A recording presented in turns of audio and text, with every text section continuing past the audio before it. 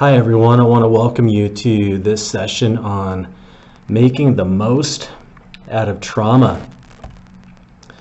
Let's take a minute here to go over the agenda for this session, and I'll spend a little bit more time introducing myself to you.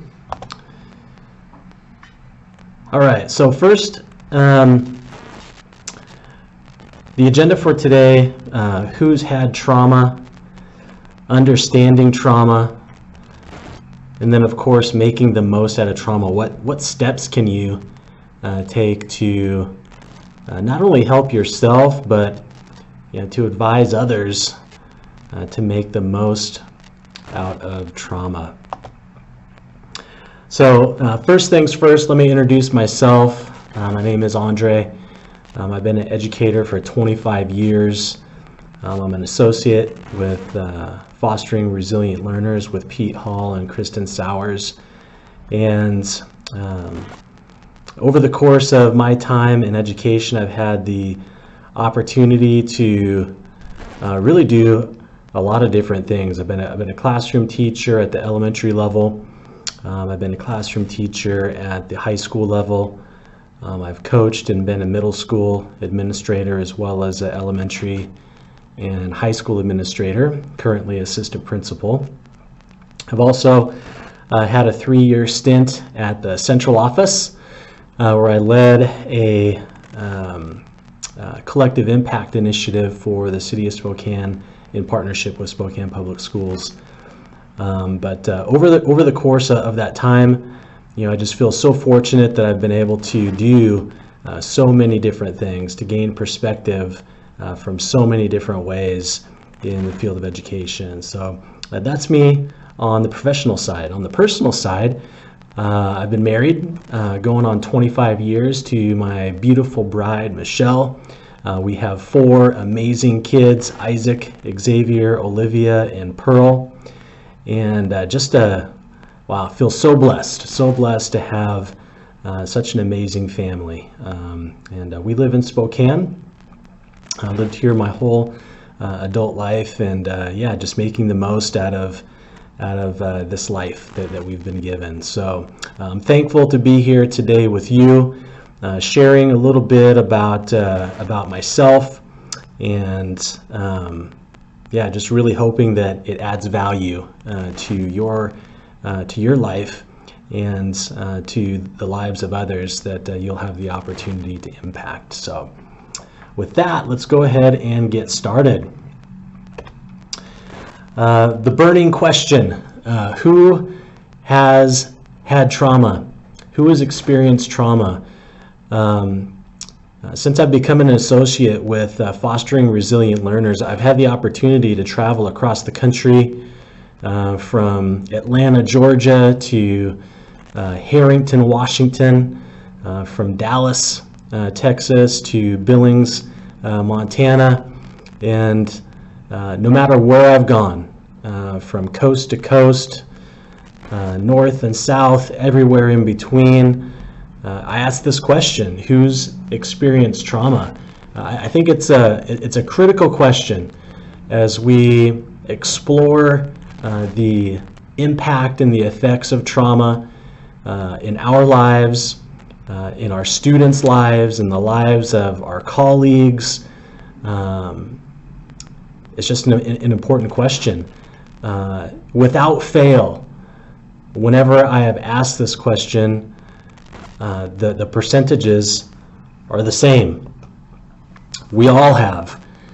We've all experienced trauma. It's important to note that as we build an understanding, as we build a foundation of what do we do with all this information? What do we do with, as we begin to unpack and unfold the effects of trauma? Why is it important to know that we've all experienced trauma? Why is it important to really examine our own trauma? I know that growing up, I experienced quite a bit of trauma. I'm going to talk a little bit about ACEs and the ACEs study here in just a little bit, but my own trauma affected me. Your trauma is, and maybe will continue to affect you. The students that we work with, many of them are experiencing significant trauma right now.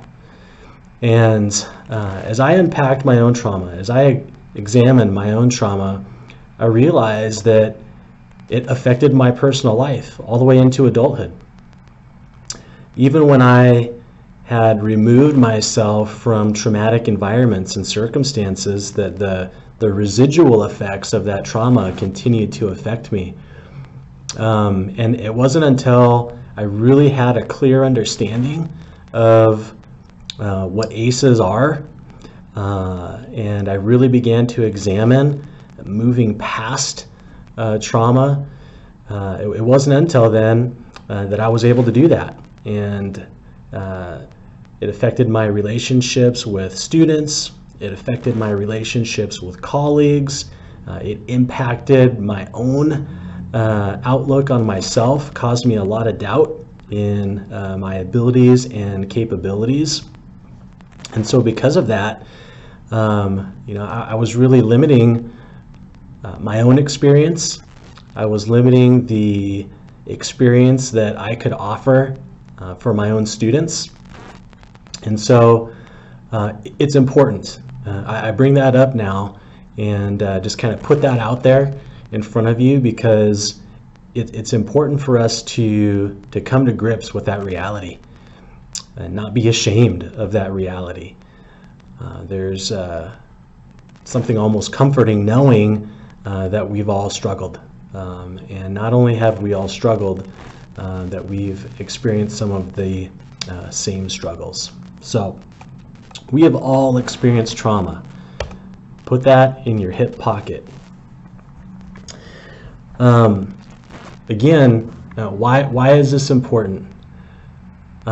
Without understanding what trauma is, we're not able to predict it.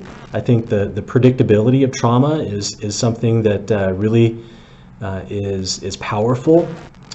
But like it says here on the screen, without us really understanding trauma, as I shared with you before, we're not able to make the most of it. There's something that I almost can't describe when it comes to moving past and through trauma. Not everything about trauma is negative. I can honestly say beyond a shadow of a doubt that I am the educator I am today because of my trauma. I am the husband and father that I am today, the proud husband and father, the proud educator that I am today because of my trauma. I think that trauma either makes you better or it makes you bitter.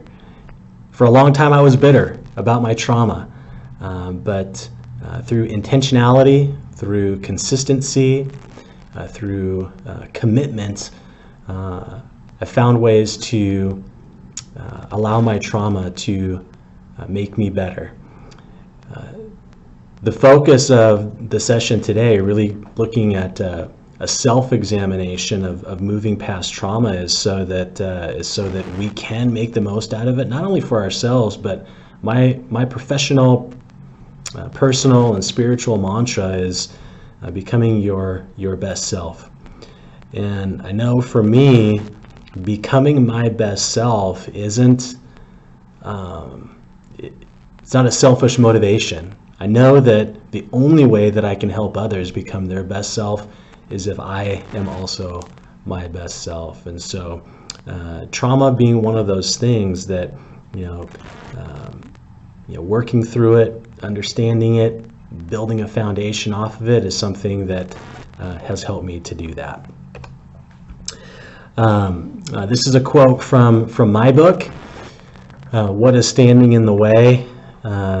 It's actually the quote for the chapter in my book, Making the Most Out of Trauma. And I just thought it was fitting.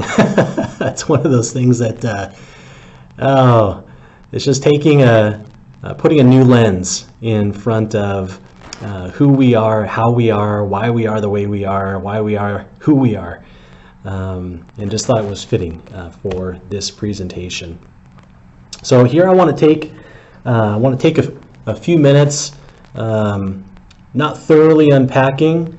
We don't have time to thoroughly unpack ACEs right now, but it's worth noting and encouraging you to dig deeper.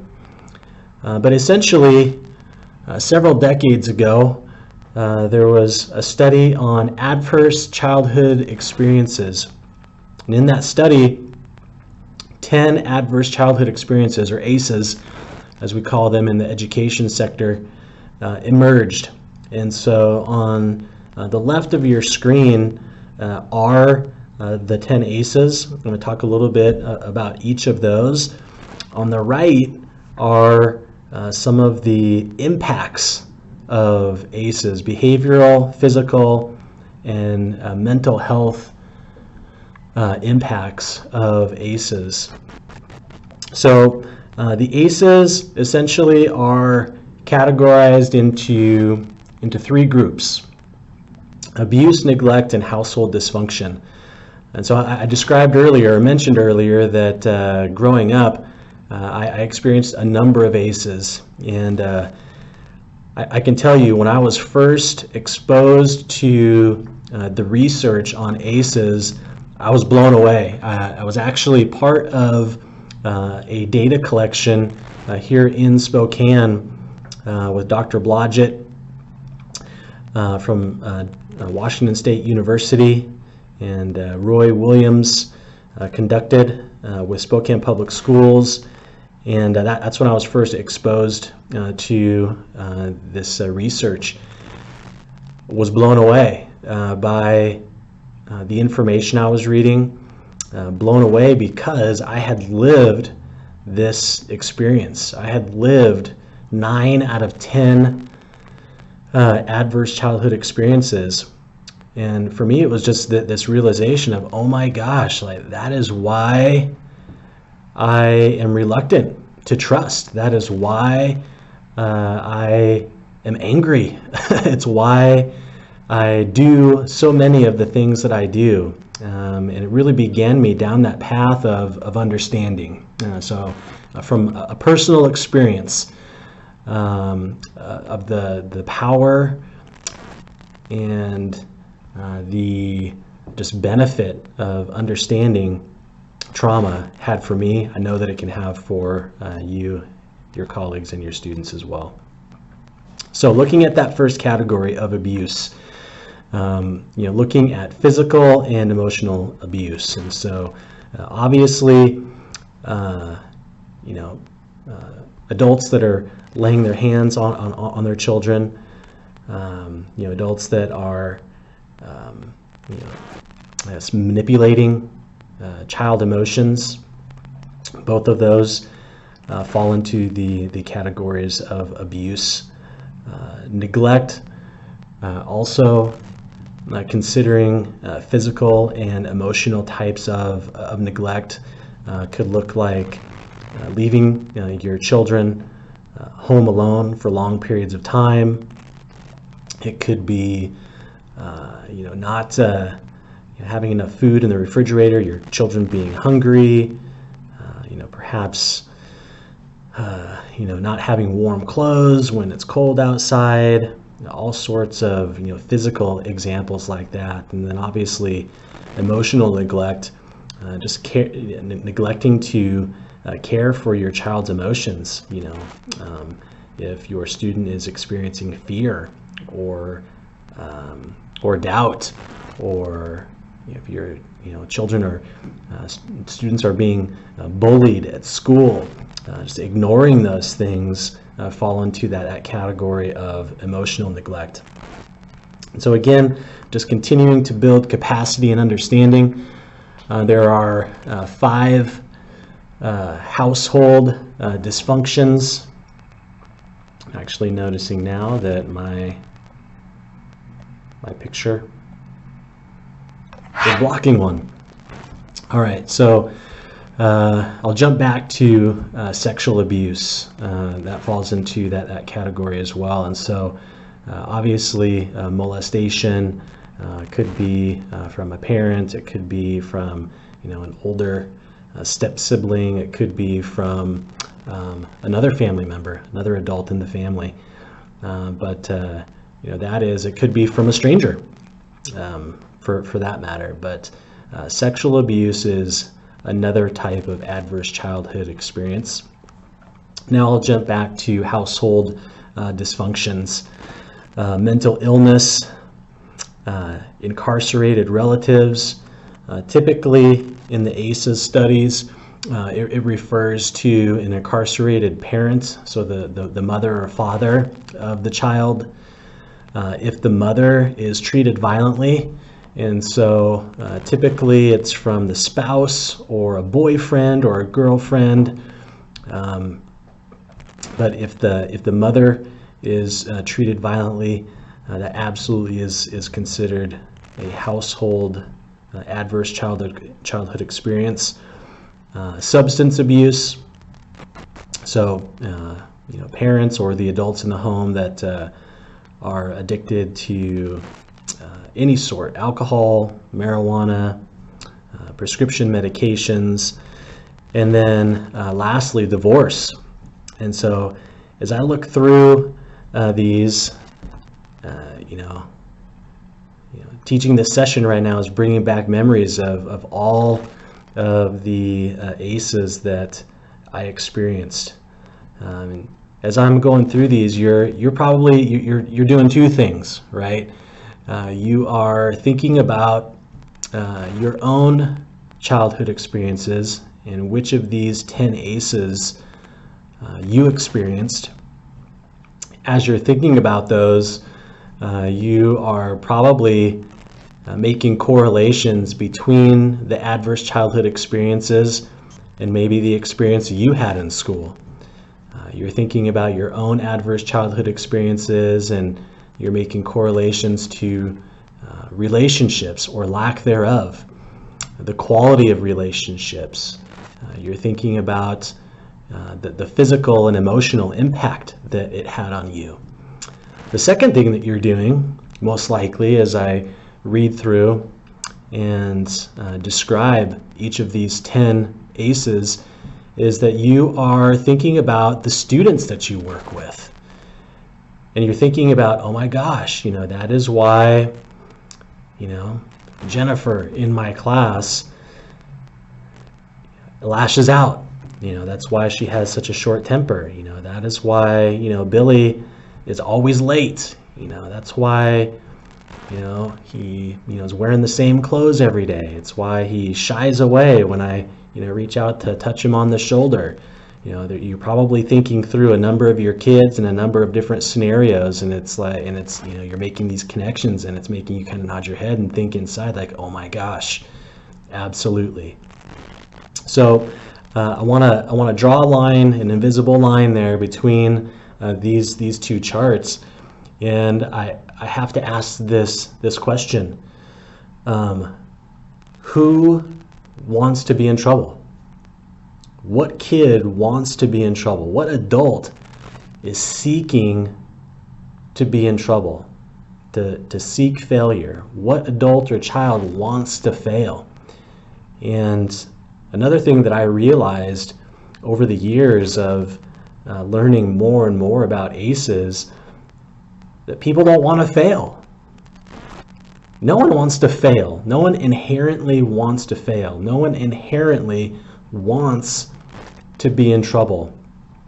And if they think they do, there's this mental trick that's happening because of environment, because of circumstances, because of experiences, that there's some sort of payoff, there's some sort of physical or emotional payoff by being in trouble. It's not healthy, but no one inherently wants those things. And so if we can all agree to that, then we can all agree that if our students in our class, for example, are continually finding themselves in trouble, they're continually failing courses or failing to turn things in or failing to be on time, that there's correlates to that, that there's a correlation between that and something that is happening. You'll learn in some other sessions as you learn more about fostering resilient learners that, you know, that all that student behavior really is feedback. It's telling us something. It's communicating something to us. In this particular case, it's communicating to us that there's something else going on, likely that could fall into one of these 10 categories of adverse childhood experiences. So I want you to hold on to that.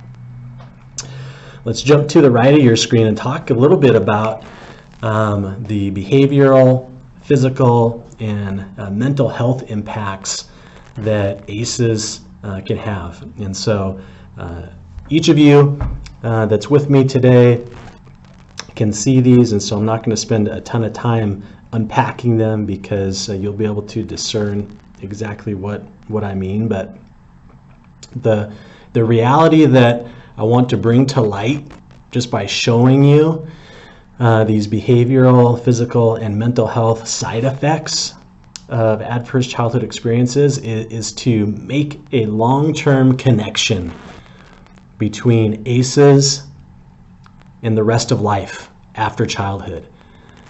The studies also show, the research also shows that depending on the number of ACEs that a person has experienced as a child, can dramatically, most likely will dramatically, if left unchecked,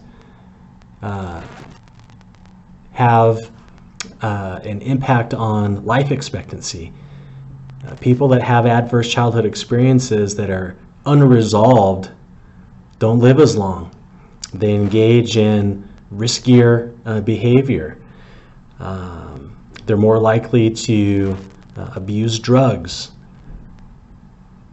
As you can see here, lack of physical activity, obesity, which leads to heart disease, cancers, stroke, COPD. Because of some of the other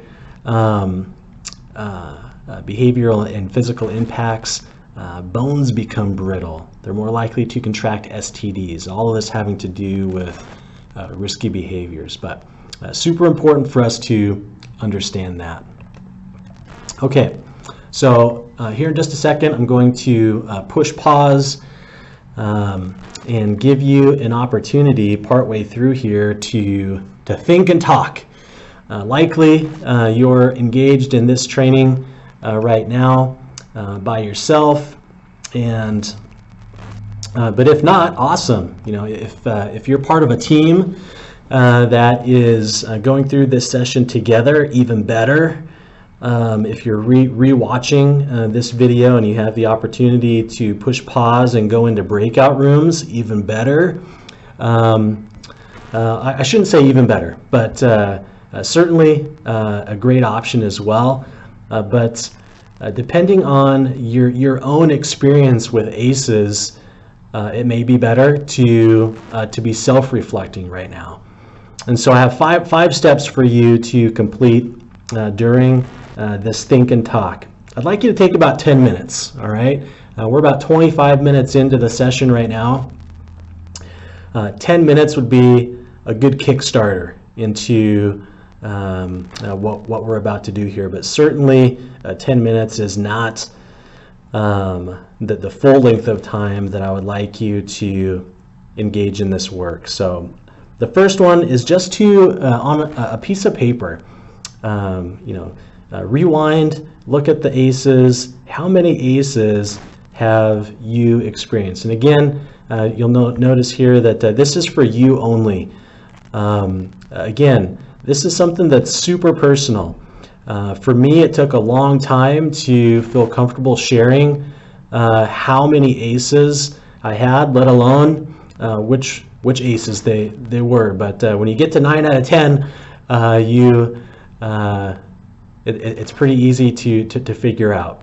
Number 2, how have those ACEs impacted your life personally, professionally, and maybe in some other ways? This is a great exercise to begin thinking. If you have a journal, I really encourage you to use a journal. If you're using that same piece of paper, that's fine as well. Maybe you're using a device, a tablet, or a computer. But this is an important step in this process. Is really examining how have you been affected by ACEs. Thirdly, how have ACEs impacted or affected your physical life? Have your ACEs caused you to become addicted to tobacco or alcohol or other substances? Has it caused an eating disorder in some way? Are you trying to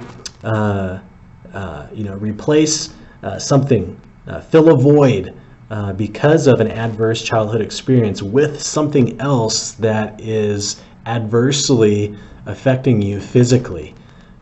Write that down, note that, and begin to resolve those. You're going to need this information later for the closing activity that I'm going to ask you to do. Number 4, can you recognize ACEs with your students? Can you see a correlation with the experience they're having at school? And I'm going to tell you this is super important to note too, in terms of not only recognizing and correlating the possibility of students experiencing ACEs that are in your classroom and on your student rosters. It's important to know, and it's important to know because it allows you to, for me anyway, and I think for many of you, to develop empathy. It extends the fuse that maybe you had with that student before. Maybe that was a really short fuse. But when you begin to recognize that kids don't want to fail, kids don't want to be in trouble, and if they are failing and in trouble, that there's reasons why. But start to connect those dots. And then fifthly, are you ready to work through, over, around, and under your ACEs so that you can become your best self? Okay? All right, so I'm going to push pause now and let you have 10 minutes to think and talk.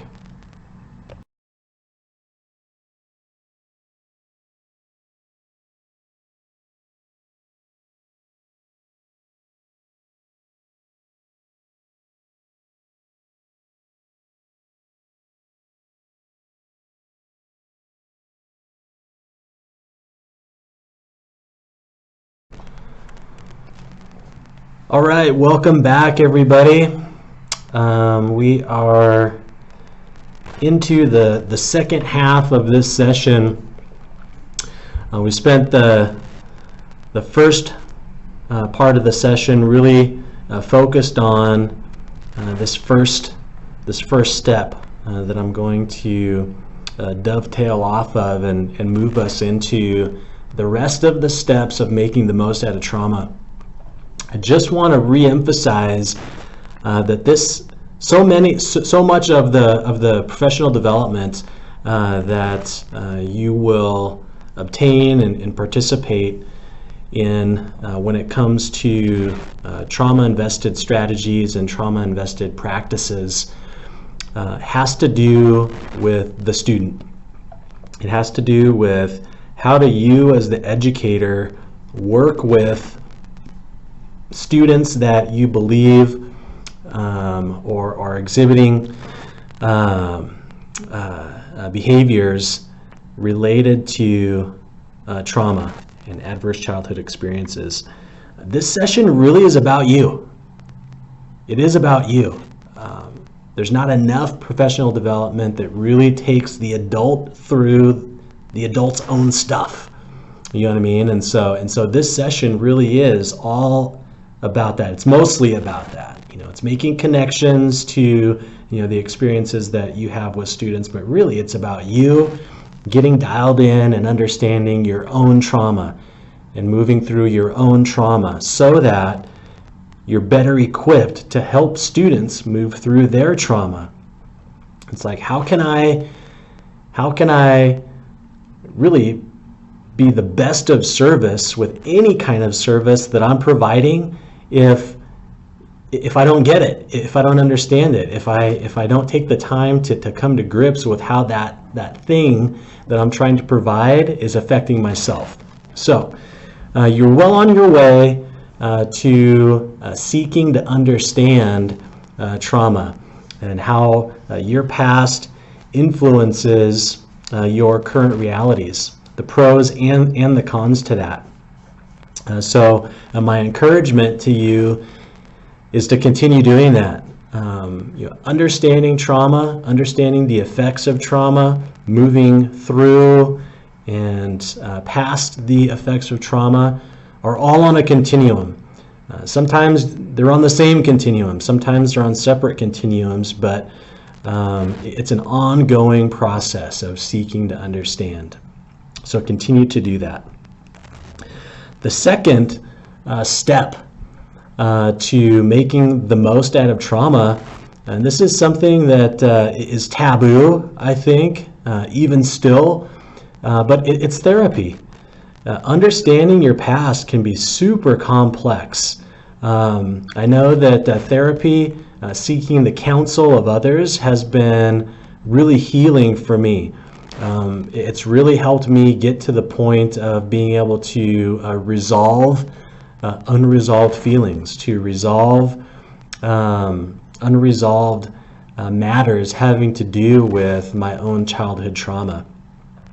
And I can't emphasize enough the benefit of that. So if you're feeling stuck, if you don't know where to start, maybe therapy isn't exactly where you want to go. Maybe there's another trusted individual, someone that you shared details of your past with before, and maybe you want to revisit that conversation now that you're beginning to better understand how and why moving through your trauma is not only going to benefit you but everyone around you. That can be, the very first therapeutic session since gaining this additional knowledge and understanding. And then beyond that, seeking the help of professionals is super beneficial as well. Okay, so we got 3. I'm going to move my camera over here to the other side now. 3 next steps that I'm going to talk you through. Building resiliency for yourself and building your resiliency for others. Oh my gosh. It's like it's almost like the best way to teach something is to do something. Most of you have probably heard that tagline before, but building your own resiliency to overcome trauma, to move through trauma, to build a foundation that you can build off of trauma is a practice that not only helps you, but it absolutely is going to be beneficial to practice that practice with yourself is going to make you even better equipped to practice that practice with your students.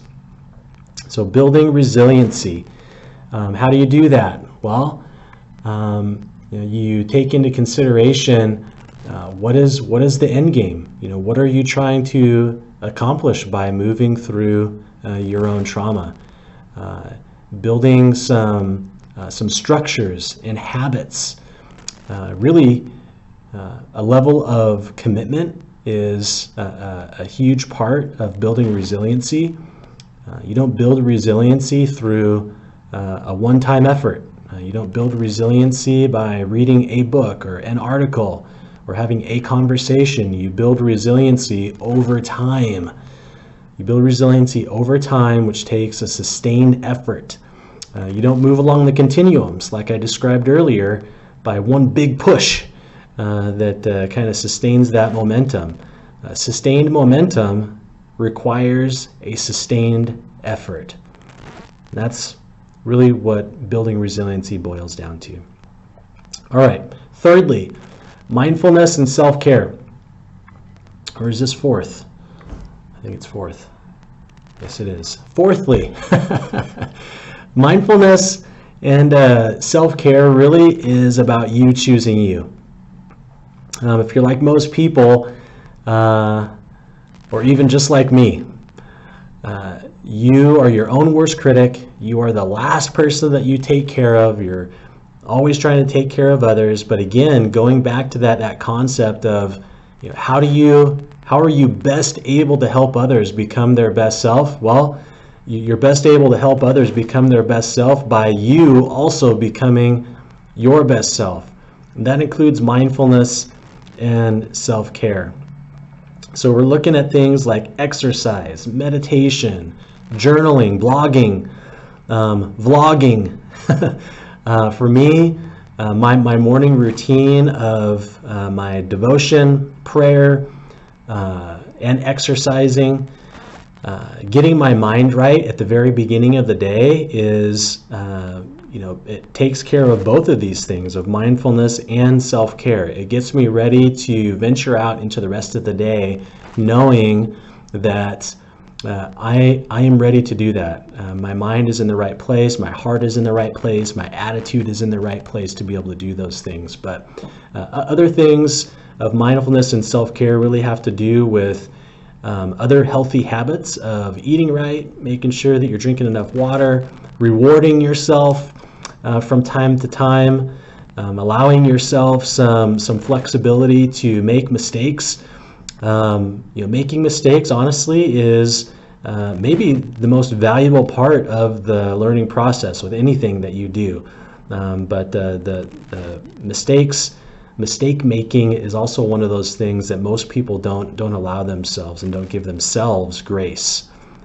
So each of those things that I just described and more are part of mindfulness and self-care.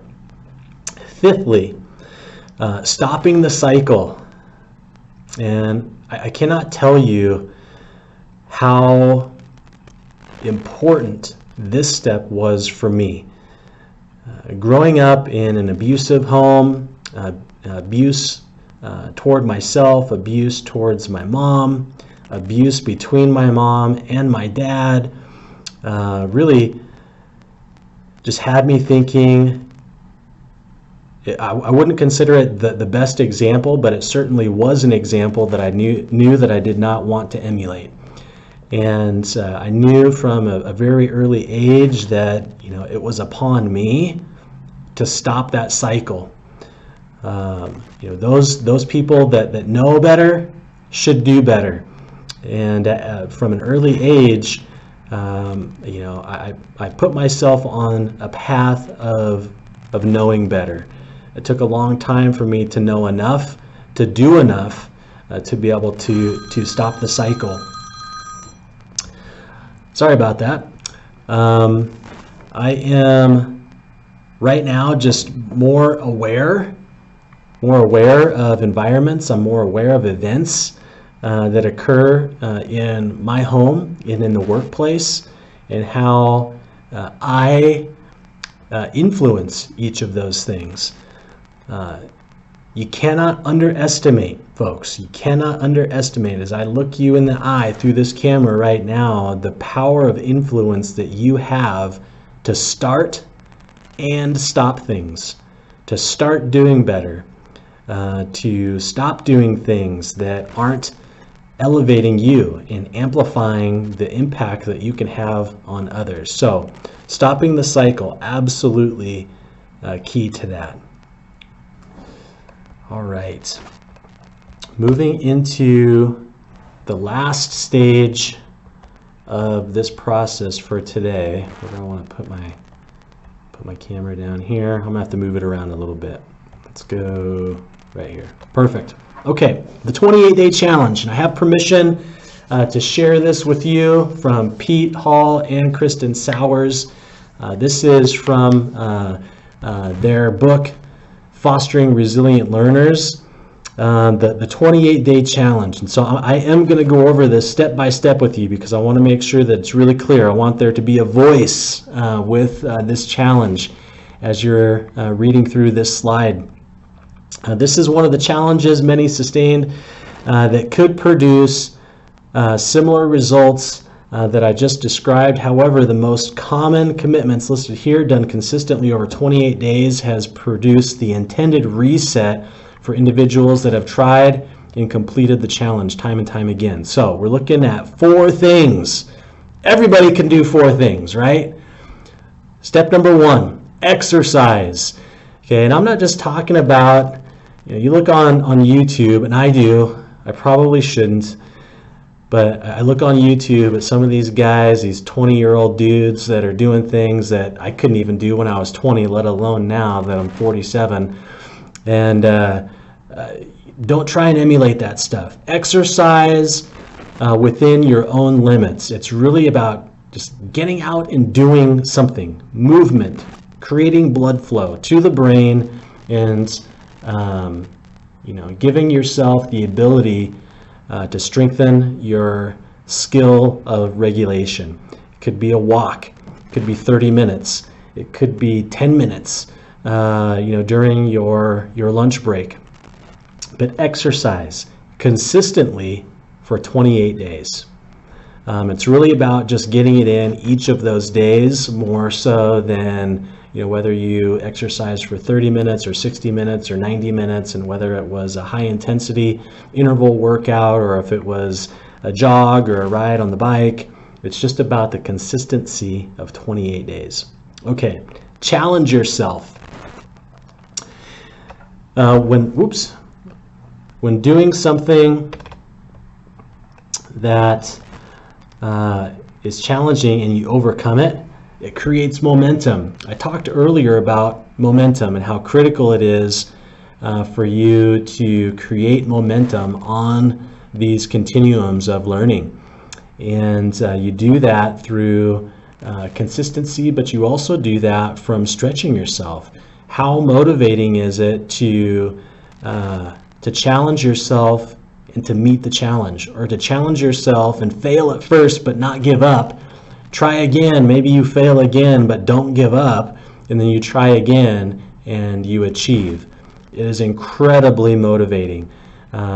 It does wonders for the psyche to be able to challenge yourself and succeed, even if it takes multiple efforts. Number 3, take a cookie. I got to thank Kristen Sowers for this. It's kind of figurative and literal. But if taking a cookie really does kind of fill your bucket, if it really is that thing that is good for you, then eat a cookie. Eating a cookie could be something else, though. It could be some other reward. Maybe you give yourself permission to buy a pair of shoes, at the end of the 28 days, or when you've accomplished whatever that challenge was. Maybe it was, maybe the give yourself a cookie is, adding something to your wardrobe, a t-shirt or a pair of jeans or something like that. Or maybe for me, ordering a Stitch Fix would be one of my cookies. Really like that. Or buying a power tool, or whatever the case may be. But basically, we're just talking about reward here. How critical and important it is to give yourself rewards and to recognize the hard work that you've put in and the accomplishments that you've given. Fourthly, and most importantly, is giving gratitude. Giving gratitude, being thankful, having a thankful heart is absolutely one of the most healing things that you could possibly do for yourself. And the residual benefit of that is that you're helping others, that you're elevating another person's well-being by giving gratitude. Your gratitudes can be directly to another person. It could be a text, it could be a phone call, it could be an email, it could be a written letter.